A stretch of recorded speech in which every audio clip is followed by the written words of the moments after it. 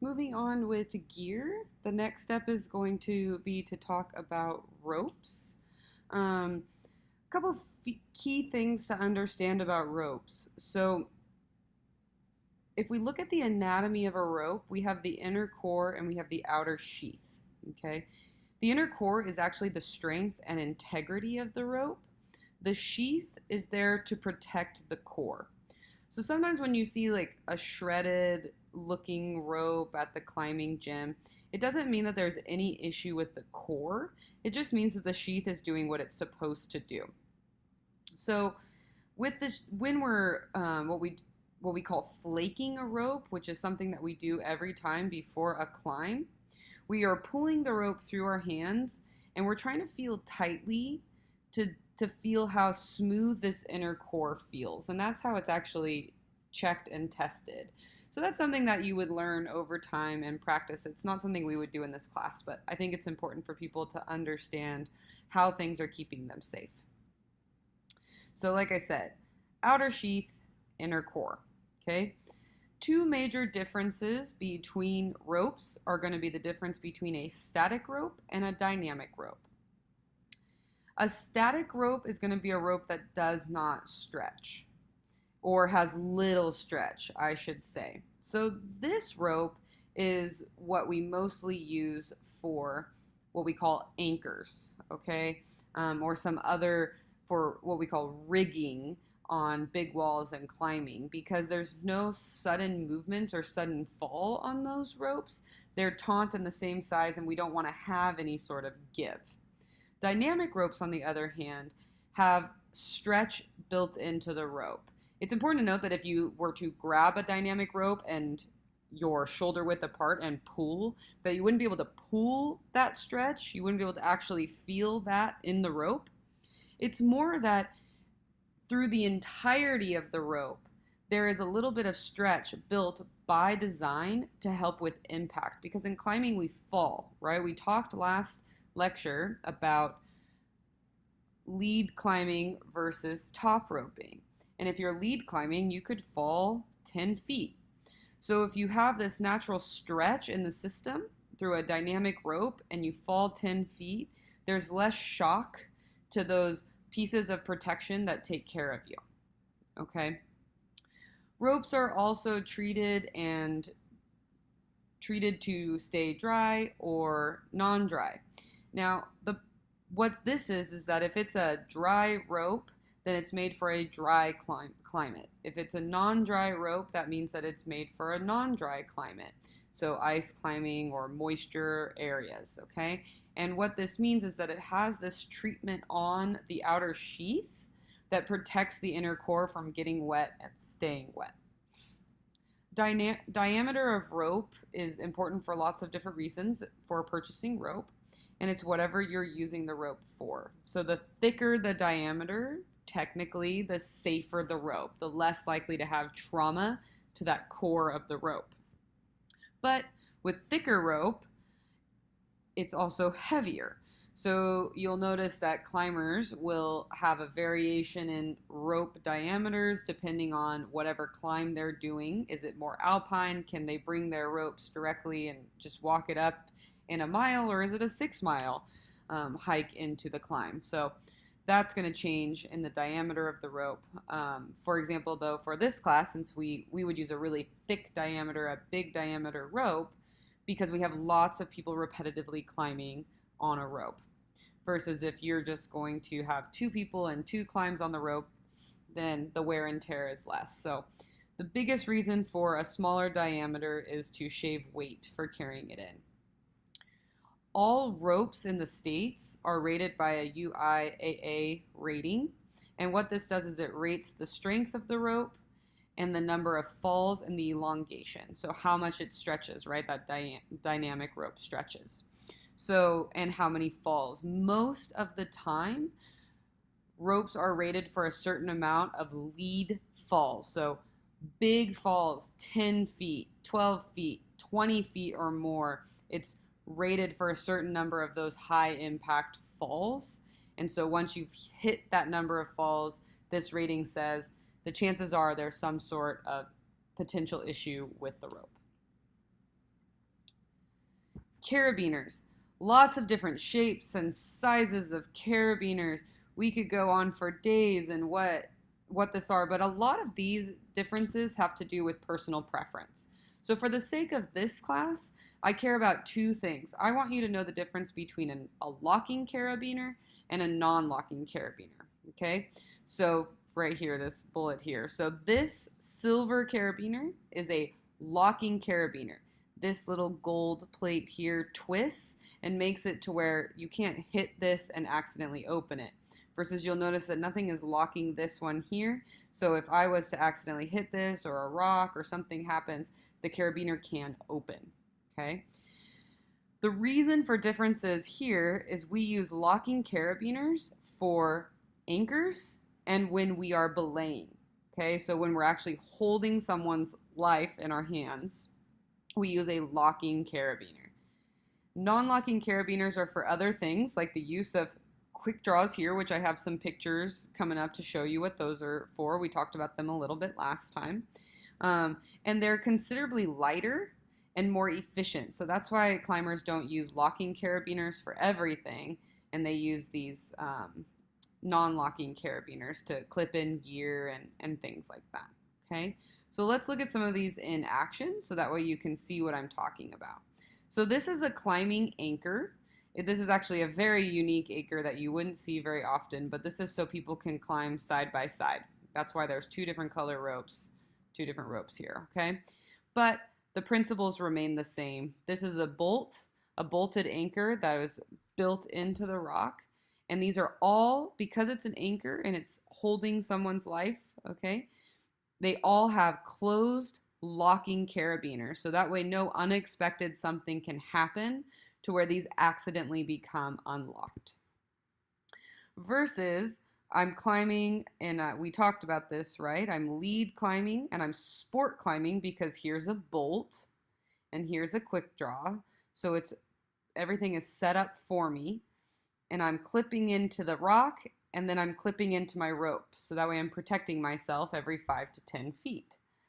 Okay, so you'll notice that this does not have a locking carabiner because that would be heavy and inefficient to use.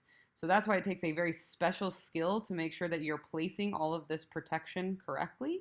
So that way if you are to fall, you don't accidentally unclip a carabiner. More protection, now that we've talked a little bit about quick draws. Okay, there's a difference between passive and active protection. Passive protection is going to be something that you place in the rock and doesn't have any sort of, it stays and it doesn't have any sort of adjustability or movement. Versus an active protection is something that you put in the rock that you do have to actively move to place, okay? There are fixed, which are going to be your bolts and pitons, but bolts are going to be this here, and that's really the only one I want you to remember, okay? So nuts, hexes, tricams, cams, tricams, sliding nuts, and big brothers. So I don't want to get lost in all of these details. What I'm going to do is show you in art form what each of these tools does, and then I have posted additional videos that are not mandatory for this class, but break in how to place a lot of this protection if you're curious about how this actually works, how these devices work, okay? So in each of these pictures, the brown here simulates the rock. Obviously, there's the protection or the device. So this is called a cam, which was an amazing invention that really was a game changer for protection and climbing. But what happens is you pull this tight, so these two lobes flare out, okay? And you pull it in to bring the lobes close together. You place it in between two rocks or a crack in a rock, not necessarily two different rocks. And then if you were to fall, you're gonna fall downward on this device. And if you do that, it's going to flare out these lobes in the outward direction, which means that every time you fall, it's actually causing the cam to be tighter on the rock. So a really fascinating concept, and I do recommend that you watch Beth Rodden's video that I posted to show how these work so you can fully visualize. This is, again, not stuff we would be doing in this class, but I still think it's important for you to know the gear. This is called a hex, okay? And you'll notice that you place this, and this is why it's passive. You place this in, you slide it in, and then it locks into itself. So if you are to fall downward, it locks in, doesn't let you move. This is another example of how you could place a hex, and nuts work very similarly. They're just a different shape, where if it's a flare of a rock, so you'll notice that this flares out, versus in a cam situation, you want it to be equal on both sides. That's where you would use a nut to slide in there, and it would stay. So as you fell down, right, because you're falling in this direction, as you fell down, this locks in tighter as you fall. In fact, sometimes if you take a fall and you place this correctly, sometimes people can't even remove this nut, and they have to move forward without it. Belay devices. So many different belay devices. For the sake of this class, I want you to know about non-locking, which is your ATC, and auto-locking, which is your GRI-GRI. There are lots of other ones, but that's something that you get into as you specialize in different areas and different forms of climbing. So this is your ATC. It stands for Air Traffic Controller, okay? And this is a non-locking. So as I clip in, this is my belay device. It keeps people from falling with me having to do very little with my hands and use very little force, because friction is developed through this device here to prevent people from falling.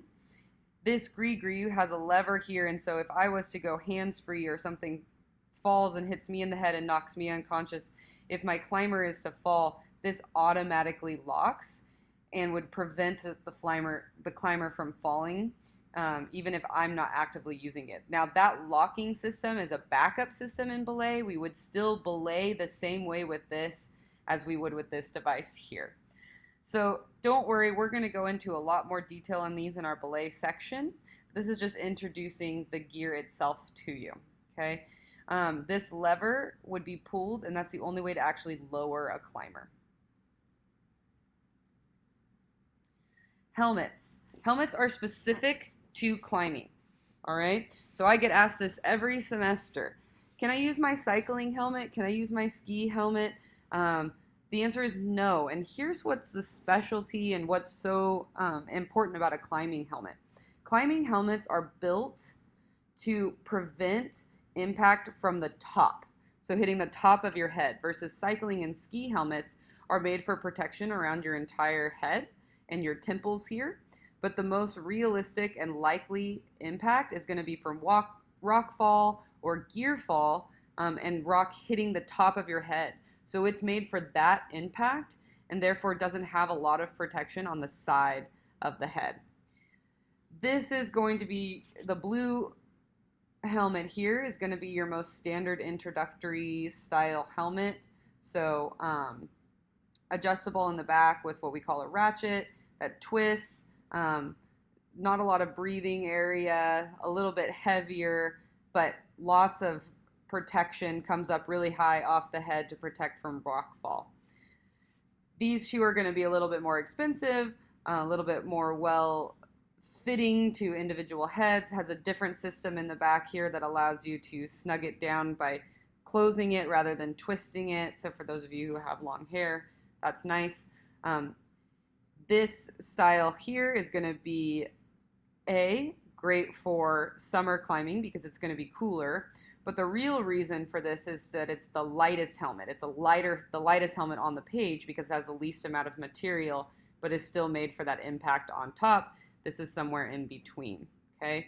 What you'll notice is that this device, this little piece right here on the orange helmet, slides, and so you can actually close these. So on cold mornings or winter climbing, you can keep the warmth in, versus a lot of these other really lightweight Black Diamond Vapor helmets you cannot close the vents.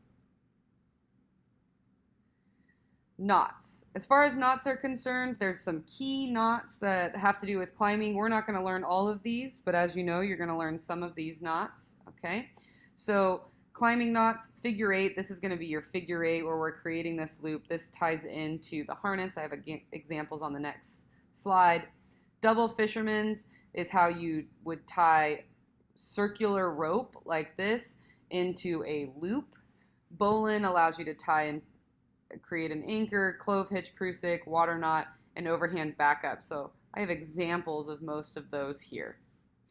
So there's a difference in knots. The first here is an example of what we call a friction knot. So this is a prusik, okay? And what this does is allows you to clip in here and allows you to ascend or descend your rope.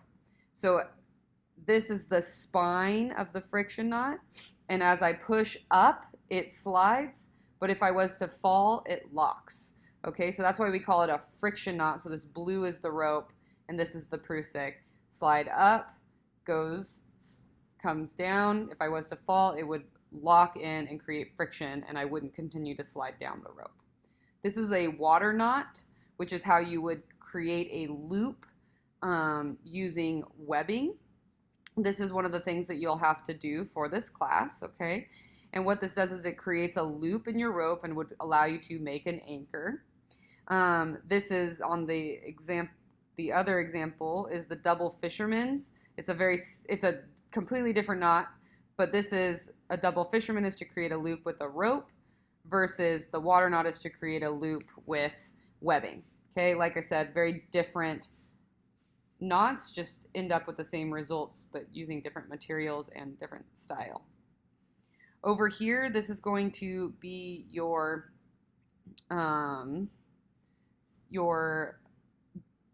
bowline, sorry, so going through the list here, okay. So this one's going to be your bowline knot. It's helped to create an anchor system, so that way you can climb up or down or rappel, like we talked about in the last lecture, from a tree or a rock, but helps create that loop on one end. So what this does is allows it to lock in on itself, but it's easy to undo the knot, okay? Next, we'll see the figure eight. This is how we tie into the harness in our last video that you watched. Remember, this is the belay loop here, and then these are the tie-in loops. So you're tying it in two places. This is how you connect as a climber, so you climb.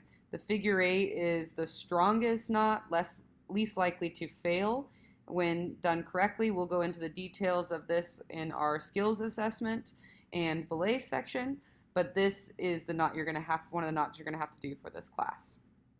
Okay, so far we have friction knots, we have water knots, and double fisherman's that allow you to bring it together to make a loop. Okay, we have a knot to create a anchor. We have a knot to climb in as a climber. And finally, we have hitches. There's lots of hitches that we use in climbing. This one is called a clove hitch. And what this does is it allows you to lock in here to a carabiner and lock yourself so that way you can belay someone without risking losing your balance or falling. Lots of other examples as well for building anchors, things like that. But what it does is it allows you, as you put pressure, it locks itself, but you could very easily, since it's not a knot and it's a hitch, you can very easily make the rope longer or shorter to adjust for comfort for you. So hitches, friction knots, and then other knots here, okay?